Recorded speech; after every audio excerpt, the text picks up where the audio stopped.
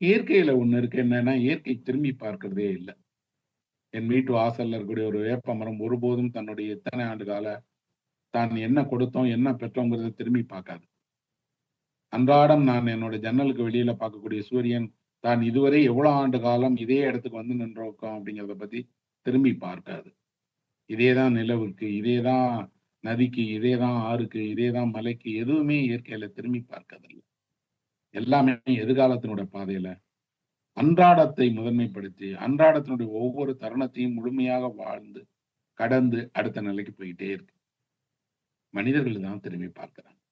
ஏன்னா மனிதர்களுக்கு தான் திரும்பி பார்க்கும்போது, தன்னுடைய முன்னாடி இருப்பதை விட பின்னாடி இருந்த உலகமும், அது சார்ந்த மனிதர்களும், அந்த வாழ்க்கையும், அது தனக்கு தந்ததும், அந்த தந்ததுக்கு தான் நன்றியுள்ளவளாக இருக்கிறேங்கிற அந்த உணர்வும் மனிதனுக்கு ஏற்படுகிறது. பெரும்பாலும் திரும்பி பார்க்கும் போதெல்லாம், மனது என்னது இதுன்னா, சில விஷயங்களை நினைத்து பெரிய மகிழ்ச்சி அடையுது. பல விஷயங்களை நினைத்து வருத்தம் அடையுது.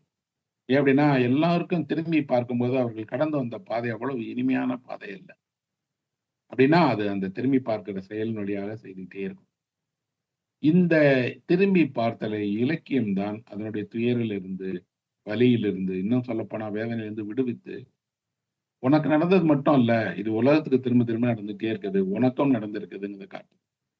இன்னொன்னு அப்படி திரும்பி பார்ப்பதன் வழியாக இழந்ததை எல்லாம் இன்னொரு முறை சந்தித்துருவோங்கிற அச்சம்லாம் வேண்டியதில்ல. இழப்பு என்பது இழப்பு தான். மகிழ்ச்சி என்பது மகிழ்ச்சி தான். தருணங்கள் மாறிட்டே இருக்குங்கிறத அவனுக்கு கத்துக் குடுக்குது.